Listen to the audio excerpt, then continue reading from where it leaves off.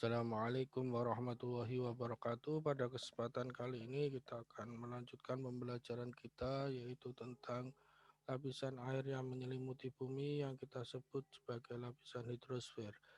Sebelum kita mulai, marilah kita buka dengan bacaan Fatihah. Kita tujukan untuk orang tua kita di rumah, untuk pengasuh pondok pesantren Al-Mahadul Islami, dan apa yang kita pelajari hari ini supaya diberikan Allah kemanfaatan bagi kita semua. Berdoa mulai. Berdoa selesai. Oke, hidrosfer. Kemarin kita sudah mempelajari salah satu lapisan yang di permukaan bumi yang menyelimuti kita yang diperlukan untuk kehidupan manusia adalah air. Dan air di permukaan bumi mencapai persentase 78 sampai 80% itu ada di permukaan bumi kita. Di mana air ini merupakan sumber daya alam yang tidak akan habis atau inhospitable resources dikarenakan memiliki siklus. Siklus air terdiri dari siklus air pendek, siklus air sedang, dan siklus air panjang. Dan air itu dibagi menjadi dua secara garis besar, yaitu air darat, perairan darat, dan perairan laut. Perairan darat nanti dibagi lagi air permukaan dan air tanah. Setelah itu laut itu akan dibagi kenampakan berdasarkan letaknya, ada teluk, ada selat, ada laut, dan samudra. Dan kehidupan ini akan selalu membutuhkan air ya. Jadi nanti hidrosfer ini akan memiliki dampak bagi kehidupan, khususnya kehidupan manusia. Hidrosfer berasal dari kata hidro dan spire. Spire artinya lapisan. Jadi ilmu yang mempelajari tentang hidrosfer nanti disebut ilmu hidrologi. Sedangkan cabang dari hidrologi nanti dipecah-pecah, ada potamologi yang mempelajari tentang air tanah, air di permukaan tanah, limnologi yang mempelajari tentang danau, hidrologi yang mempelajari air yang terdapat di bawah tanah, kriologi yang mempelajari tentang salju, dan hidrometeorologi, ilmu yang mempelajari tentang faktor-faktor meteorologi yang berpengaruh pada kondisi hidrologi. Apakah kamu tahu bahwa jumlah air yang menyelimuti bumi Apakah kamu tahu jumlah air yang menyelimuti bumi? Oke. Lautan itu persentasenya 95,96%, gletser itu 2,97%, air tanah 1,05%, danau 0,009%, atmosfer 0,0001%, biosfer 1 dikali 10 pangkat min 4. Jadi yang paling banyak air itu didominasi oleh lautan. Ya. Siklus air pendek yang pertama adalah siklus di mana air laut menguap atau mengalami evaporasi, selanjutnya menjadi awan, awan mengalami kondensasi, dan akhirnya menjadi presipitasi atau hujan. Jadi ini tidak terlalu panjang karena dari air laut menguap jadi awan, awan kondensasi, jadi presipitasi dan hujan. Air siklus sedang seperti yang kita pelajari kemarin, ada tahapan di mana awan itu akan terbawa ke daratan ya oleh angin, disebut transportasi. Penguapan merupakan gabungan dari penguapan dari air laut, penguapan air tanah, penguapan air sungai, dan penguapan oleh tumbuhan atau kita kemarin mengistilahkan transpirasi ya. Nah, penguapan tersebut akan dibawa ke daratan, dan di daratan awan akan mengalami proses kondensasi dan akhirnya hujan. Nah, hujan itu ada air yang di permukaan dan air yang masuk tanah. Air yang ke permukaan nanti ke sungai dan lain-lain dan akan kembali lagi ke laut, muter ya.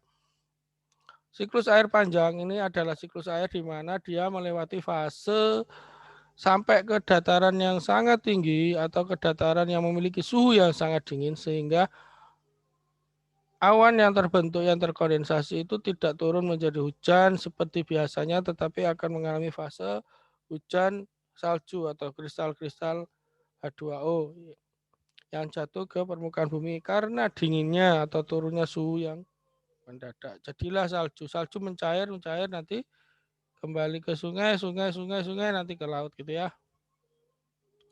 Evaporasi kemarin yaitu penguapan, transmigrasi. Kalau penguapan di badan air itu disebut evaporasi.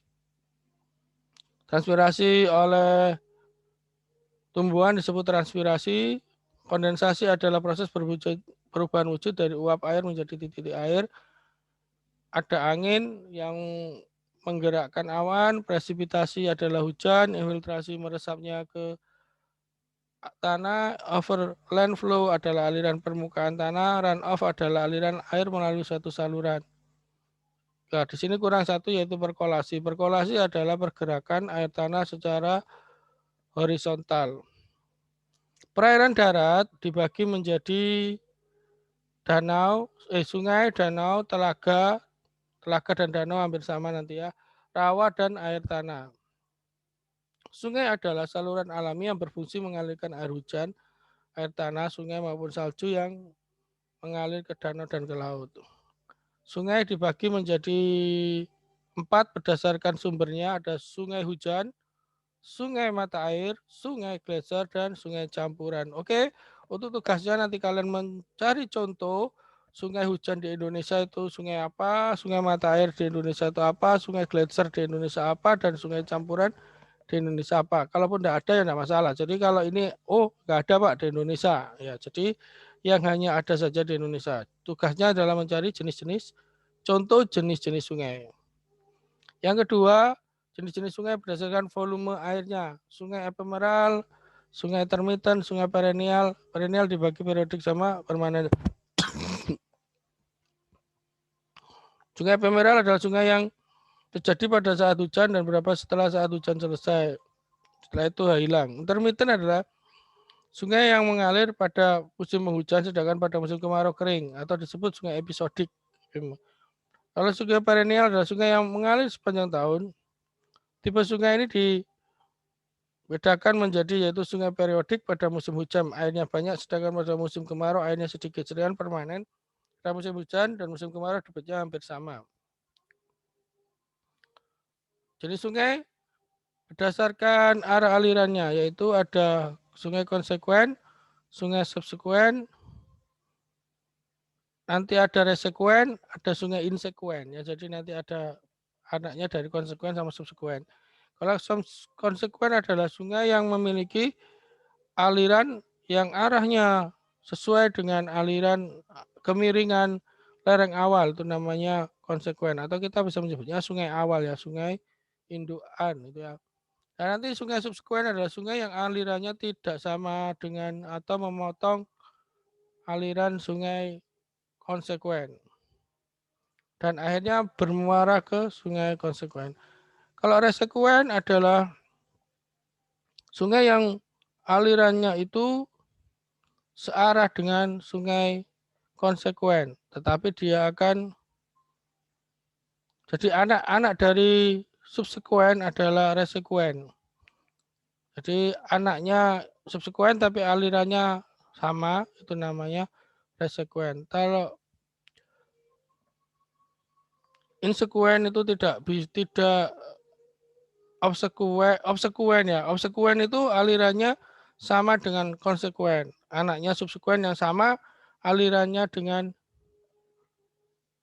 konsekuen. Sedangkan resekuen adalah yang bermuara ke subsekuen. Nah, yang terakhir insekuen itu yang tidak memiliki arah ya, jelas gitu ya.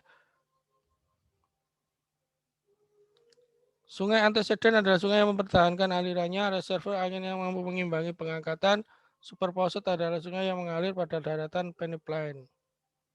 Oke anak-anakku, tadi tugasnya jangan lupa untuk menjawab jenis-jenis sungai, contoh jenis-jenis sungai berdasarkan sumbernya ya tadi ya. Oke, itu dari saya. Kita tutup dengan bacaan Alhamdulillah, Assalamualaikum warahmatullahi wabarakatuh.